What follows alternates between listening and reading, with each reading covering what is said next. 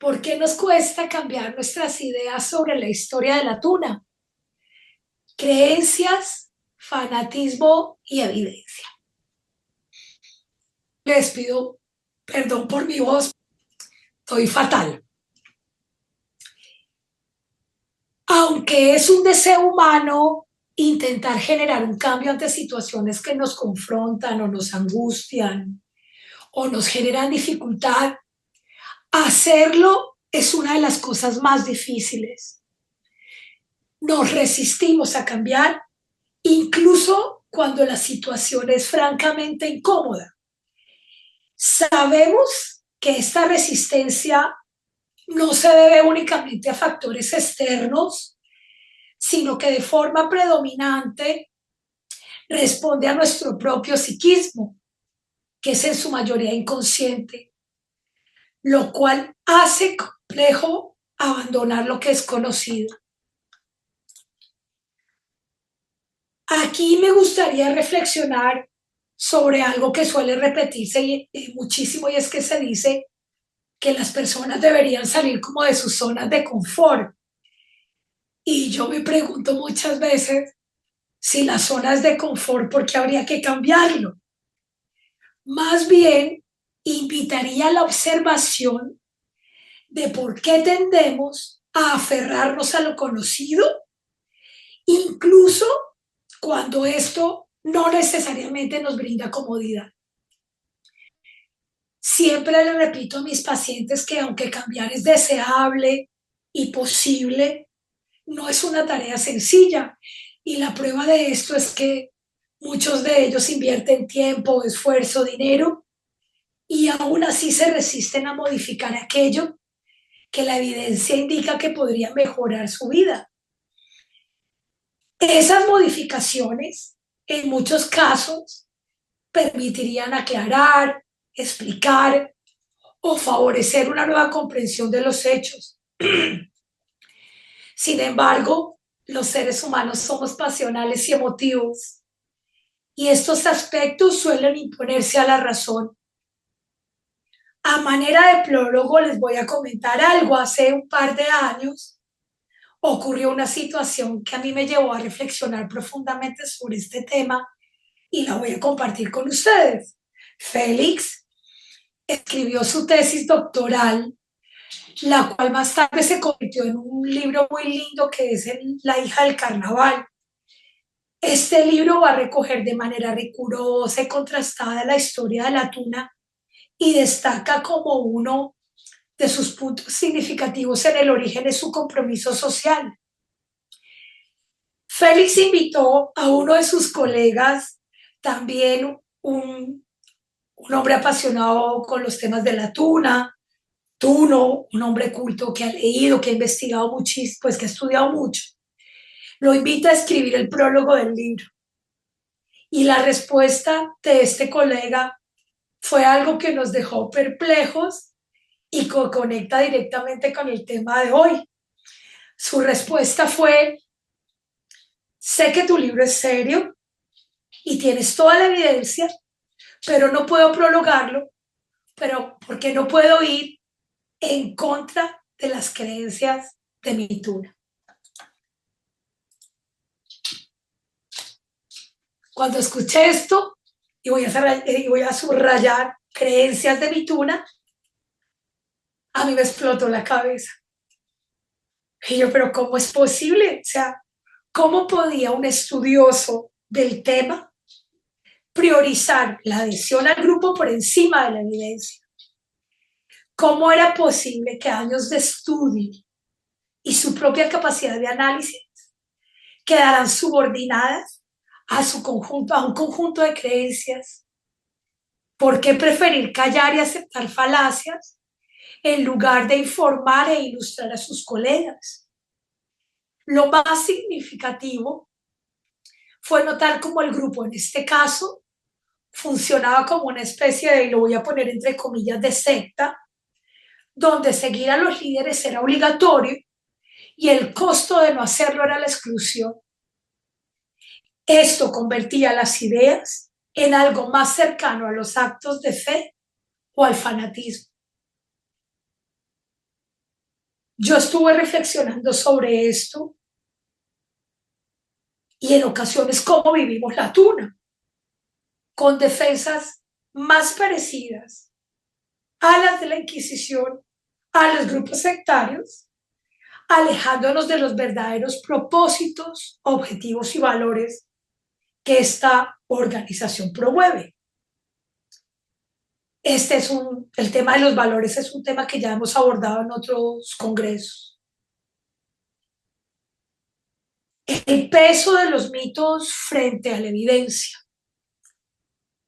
Para muchos de nosotros resulta reconfortante imaginar el origen de la tuna rodeado de misticismo, grandiosidad y linaje. Creer que provenimos de la Edad Media, con 800 años de historia, con estudiantes humildes que se sobrepusieron a adversidades y lograron algo grandioso, nos llena de orgullo y reafirma nuestra narrativa mítica.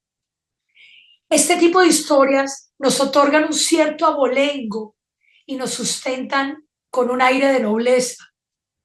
Si a esta narrativa le añadimos el romance del juglar, la pasión por una idea, los sacrificios, las intrigas sociales y las luchas de poder, tenemos el escenario perfecto para una novela casi lista para venderse a Netflix.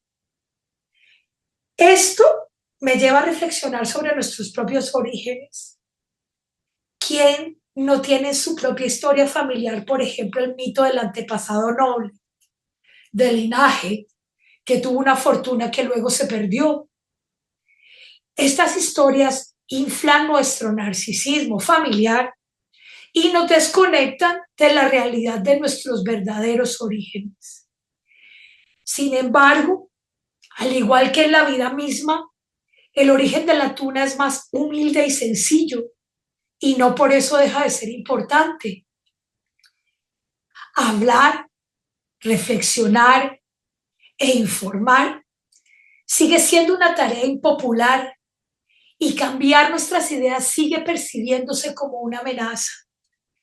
Tunamundi ha sido centro de muchas pasiones y críticas precisamente por asumir el pecado de informar, señalar que no somos ni tan nobles ni tan perfectos. La Tuna en esencia es una organización que tiene valor por su capacidad de convocar, de formar grupos de personas, de incentivar esos valores de los que hemos hablado y por ser parte del patrimonio universitario y escolar. Pero aceptar esta versión menos idealizada nos resulta difícil y la mayoría prefiere mantenerse inmóvil ante el conocimiento. El desafío del cambio, resistencia psíquica y sus raíces.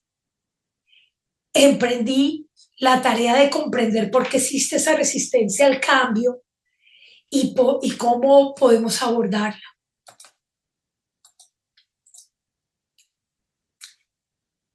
Cambiar implica enfrentarnos a algo nuevo, a lo incierto, y psíquicamente eso no nos gusta, nos genera un rechazo inmediato. Nuestra mente busca soportes que nos mantengan seguros y estables. Por eso muchas veces las personas prefieren empeorar una situación conocida antes que avanzar hacia lo desconocido. Desde la psicología lo denominamos la resistencia al cambio. Esta se define como una reacción negativa o la oposición que las personas muestran frente a modificaciones en su entorno, especialmente en contextos organizacionales o grupales. Esta resistencia puede manifestarse de diversas formas, desde un rechazo abierto hasta actitudes un poco más sutiles y pasivas. Sí, es decir, francamente te descalifico, te pongo en una palestra, o situaciones como, por ejemplo, el ignorar. Y en la ciencia pues encontramos muchos ejemplos de resistencias al cambio. Uno que es muy actual, que yo me he interesado en el último tiempo, es, por ejemplo, todo lo que ha pasado en el origen de la especie, ¿no?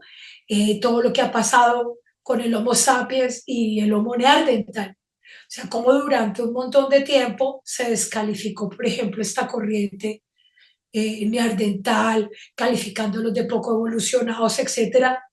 Y lo que nos ha mostrado en este momento la evidencia es que forman parte de nuestra historia común e incluso habitan en nuestra genética.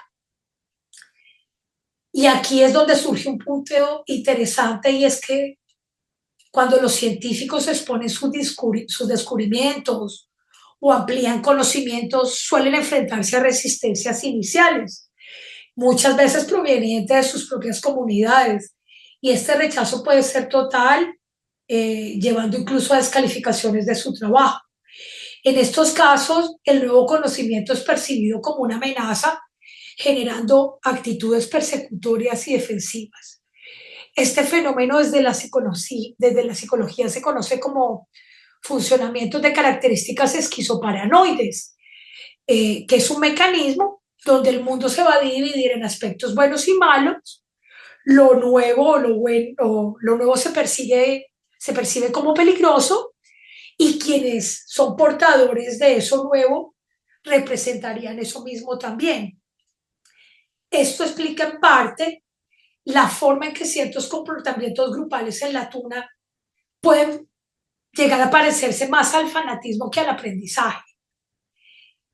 En el caso de la tuna, algo que podría facilitar la asimilación del cambio es la información.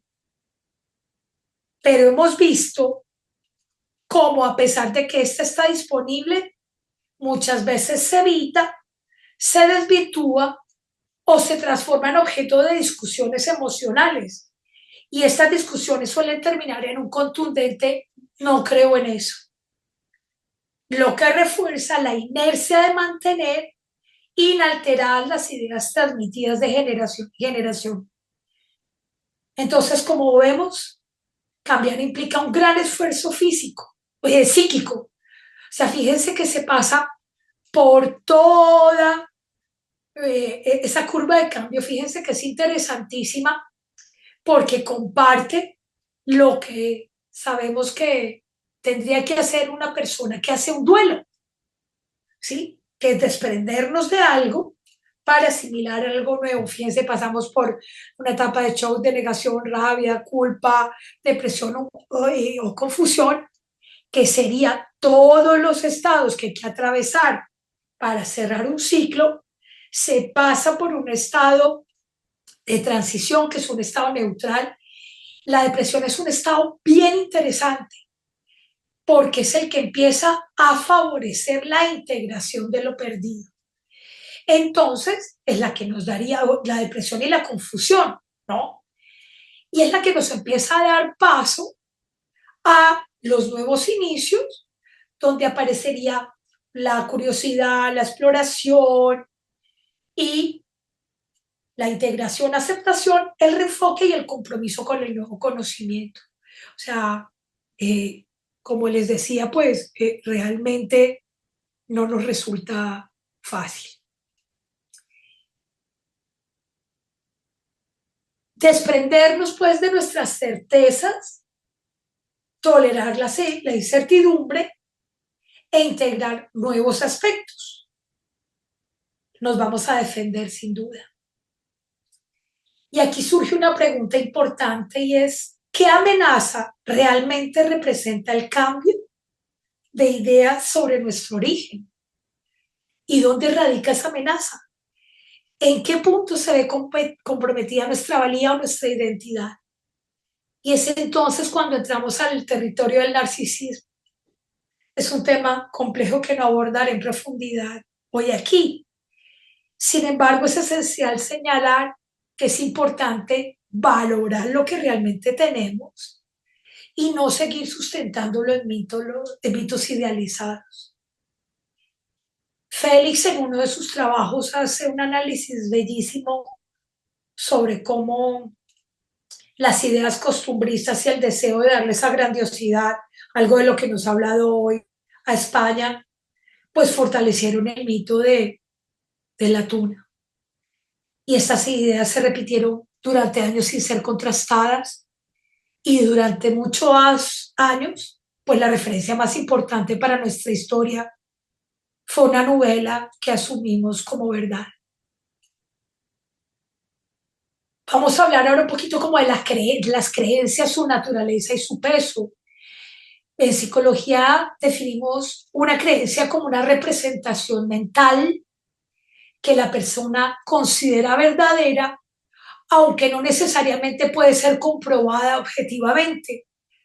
Es una estructura cognitiva que organiza, codifica la información sobre algo, es decir, un acercamiento al mundo que da forma a nuestra percepción, a la percepción de quiénes somos y de cómo funcionan las cosas. Es decir, la creencia no solo va a moldear la percepción del mundo, sino que también va a guiar nuestras decisiones y la forma de comportarnos. El origen de una creencia pues está influenciado altamente por la educación, por la cultura y por las diferentes interacciones sociales.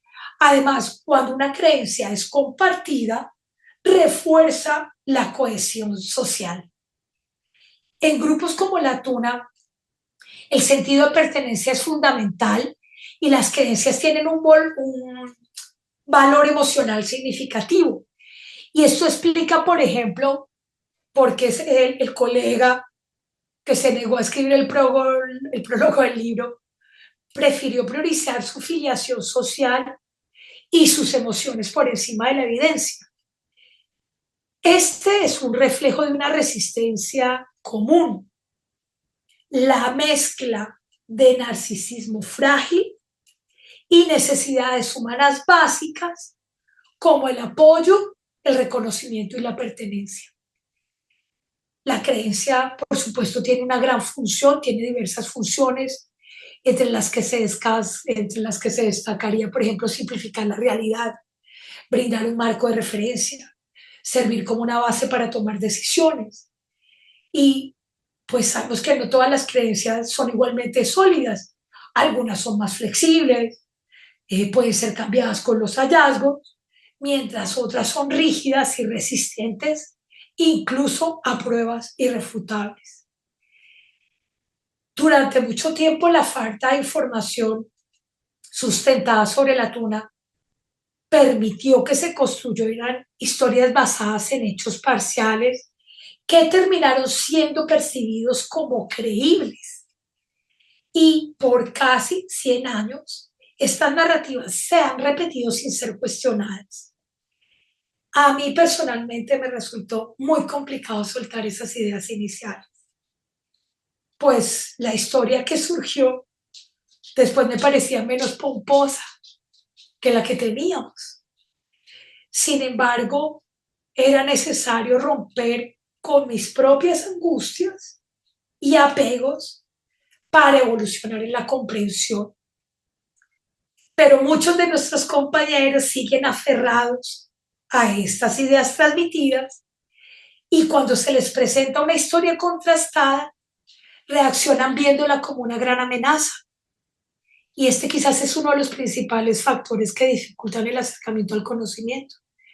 Es casi como renunciar a mi verdad, aquello que subjetivamente me sostiene, aceptar tu verdad, aquello que muestran los hechos objetivos, lo cual se va a percibir como una imposición. De esta manera, entramos en el debate entre las disputas y las rebeliones. El principal problema con las creencias es que no admite cuestionamientos y no requiere demostraciones empíricas o argumentales, ya que son realmente la forma básica de la experiencia y el primer acercamiento al conocimiento, y por tanto está cargada de subjetividad. En términos verbales, ¿cómo vamos a reconocer una creencia? Porque lo vamos a ver dado como una afirmación del orden de es así porque lo dijo X, es así porque siempre se ha hecho, etcétera. Cuando decimos lo dijo X, casi siempre es alguien que investimos como una autoridad. Y este es exactamente nuestro caso. Nosotros tomamos una cantidad de hechos espaciales, les otorgamos un carácter certero e inamovible, acercándonos al territorio de los actos de fe, donde no se necesitaba evidencia, sino solo aceptación y repetición. Eh, Cuando una creencia, esto es bien interesante, se somete a comprobación científica o fáctica y esta la respalda, se va a transformar en conocimiento o ley.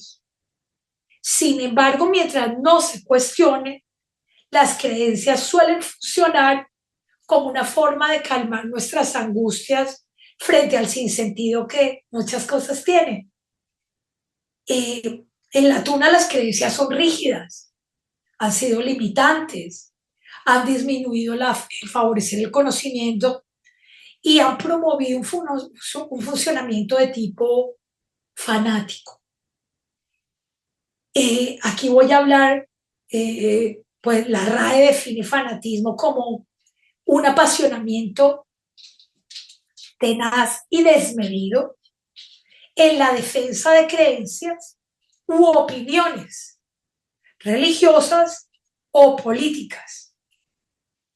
En términos generales, el fanático defiende dogmáticamente sus ideas y no respeta las de los demás.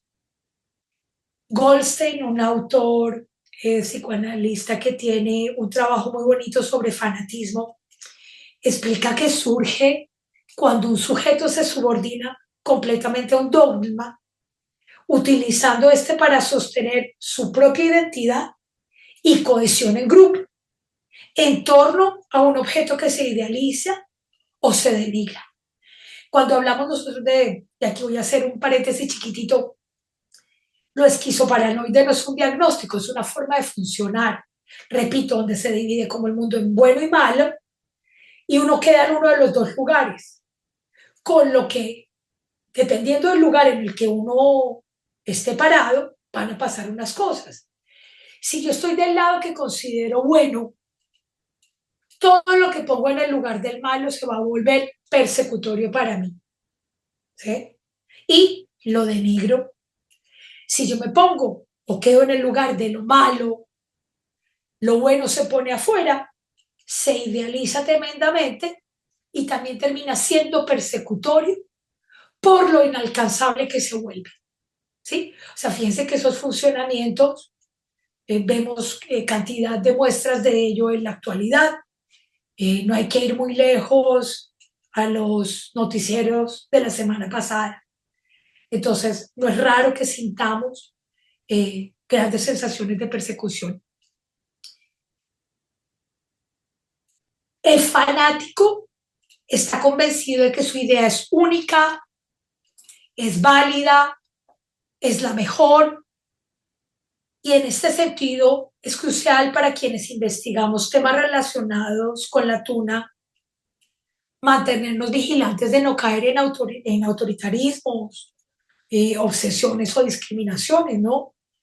El saber debe ser dialogante, no impositivo.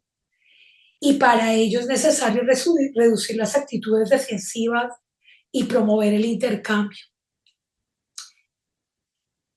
Freud, en un texto muy bonito que se llama Psicología de las Masas, bueno, esta diapositiva me encanta, porque realmente el fanatismo es una ceguera, pero la diferencia entre un ciego y un fanático es que el ciego sabe que no ve, el fanático no. Freud en su texto de Psicología de las Masas y Análisis del Yo, que es un texto bellísimo para comprender los funcionamientos grupales, describe cómo el fanatismo es una defensa frente a las inseguridades emocionales. Y en los grupos surge un líder que encarna el poder y la autoridad y el resto de los integrantes se convierten en seguidores obedientes, fanados a esa figura. Este contexto lugar para la crítica, sino simplemente se asume lo que el líder dice como una verdad absoluta.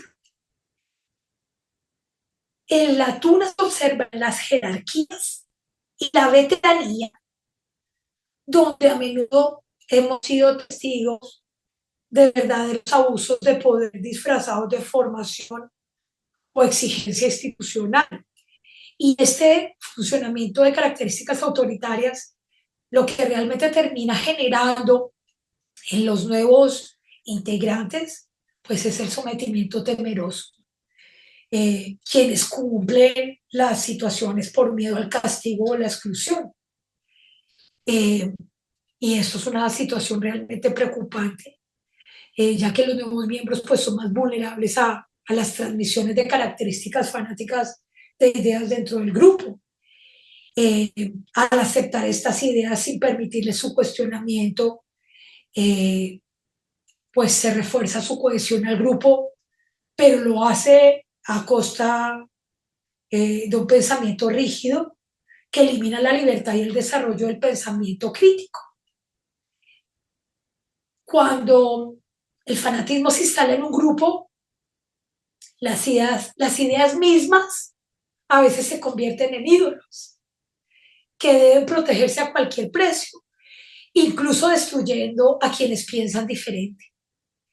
Y aunque no todo fanatismo es radical, en nuestra vida cotidiana observamos pequeños actos fanáticos, la obstinación, la testarudez o la defensa desmedida de ciertas ideas, elevándolas a la categoría de verdad absoluta. La solución a este problema radicaría en fomentar la tolerancia al pensamiento divergente, diferente, aprendiendo a aceptar esa diferencia sin percibirla como una amenaza. O sea, fíjense que son las grandes renuncias a nuestro narcisismo, es decir, a la omnipotencia, a la omnisciencia. Como menciona Puchol en un artículo de 2016 que se llama Fanatismo en la vida cotidiana, es posible entrar en conflicto con las ideas del otro sin anular su validez, sino dándole un espacio a ambas perspectivas. En los grupos como la tuna, coexistimos con dos tipos de conocimiento, el de la creencia y el de la evidencia. La apertura radica en la disposición de ambos territorios a dialogar, permitiendo que cada uno permee el otro conforme se esclarecen los hechos. Sin embargo, este diálogo no es posible si no revisamos nuestras propias resistencias, que son las que moldean nuestra forma de entender el mundo. Si equiparamos a la tuna con una familia que cría a sus nuevos miembros, en este caso los novatos, debemos evitar la imposición de mandatos rígidos y absolutos, porque este tipo de dinámicas van a eliminar el pensamiento libre, crítico de esos nuevos integrantes. No se trata de que ellos acaten sin reflexión, sino de formar en un ambiente que permita el desarrollo simbólico, nuevos referentes comunes y el intercambio respetuoso de las ideas. Cuando aparece un vacío en la mente, casi siempre se reemplaza por una certeza rígida y esa es donde se nos convierten en verdades absolutas. Y cualquier cuestionamiento de ellas es percibido, como ya lo mencioné previamente, como algo que nos podría atacar.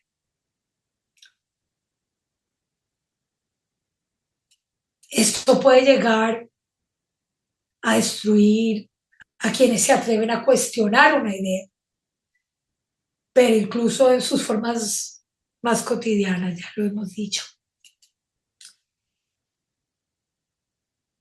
El conocimiento científico sería una herramienta para avanzar y se definiría como un conjunto ordenado de los saberes. O sea, ya dijimos, aparecen las creencias, se someten a pruebas, observación, aparecen los saberes y el conocimiento científico se va a encargar de ordenarlos, de contrastarlos, de comprobarlos a través de la experimentación y la observación.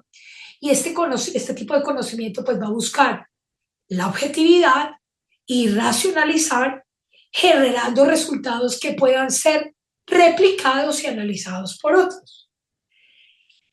Por eso aquí hay una cosa interesante y es como aunque la opinión tiene un valor muy importante, no podría ser eh, siempre contrastada.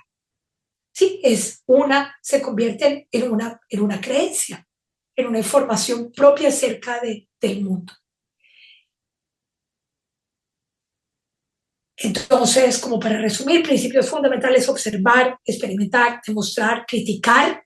Y cuando hablamos de la crítica, que a mí no me encanta, no termina de encantarme esta, esta nominación, pues es la forma en la que en las comunidades científicas se transmiten, se comunican los resultados. Se habla de críticas o discusiones. A mí me parece más interesante hablar de puestas en común, contrastación de resultados, eh, etcétera. Sin embargo, bueno, en la tuna ha predominado el conocimiento empírico basado en la experiencia subjetiva y las tradiciones repetidas sin cuestionamientos. Y esto significa, y esto no significa que tengamos que abandonar la pasión por la tuna o la riqueza de sus tradiciones. Al contrario, amarla implica estudiarla, reconocerla, darle el valor que merece. Y las creencias, aunque son un paso inicial hacia el conocimiento, pues deben ser evaluadas y actualizadas para evitar caer en el territorio del fanatismo. Y ya como reflexión final, el desafío que enfrentamos no es menor. Cambiar nuestras ideas sobre la historia y el propósito de la tuna, pues implica abandonar nuestras certezas, tolerar la incertidumbre y abrirnos a nuevas posibilidades. Y como ya lo dije, este proceso requiere esfuerzo y reflexión, pero es esencial si queremos avanzar como comunidad, como grupo. Y en lugar de aferrarnos a mitos que nos proporcionan una falsa sensación de grandeza, debemos abrazar la humildad de nuestro origen real y trabajar juntos para construir una historia basada en hechos y valores auténticos.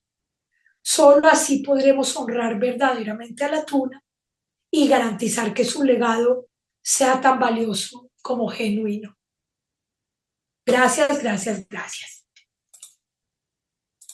Muchas gracias, Adriana. Cuando haces algo como lo que acabas de realizar, un trabajo desde el prisma de la psicología y con elementos también de psicoanálisis, pero psicología pura y dura, obliga a que pongamos en funcionamiento todas las neuronas, esas que tenemos por ahí apolilladas.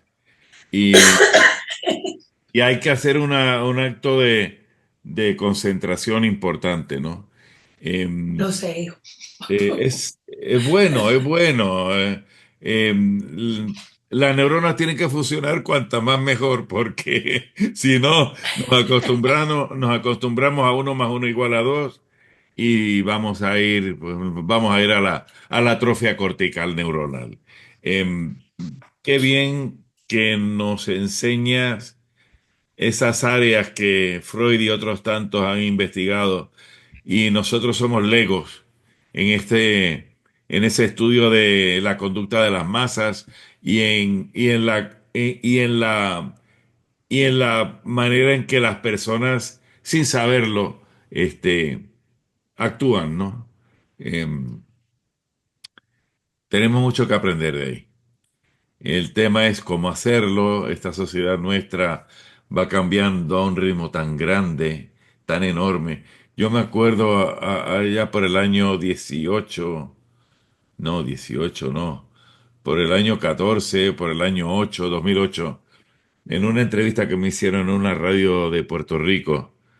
Yo era listo porque llevaba 40 años becado en España. Yo hablé del origen sopista de la tuna, qué bonito la tradición, 800 años, venimos de los pobres que somos. Y luego resulta que la investigación eh, te hace coger bofetadas, ¿no? Bofetadas de realidad. Cuando la primera que yo recibí fue cuando descubrí que la tuna no venía de los sopistas, no venía de la Edad Media, veníamos del reinado de Isabel II y tiene una base muy noble, mucho más noble que un estudiante pobre. La base de aquellas estudiantinas que salieron por carnaval y luego fuera de carnaval a pedir dineros con lo que socorrer las víctimas de grandes catástrofes, ¿no?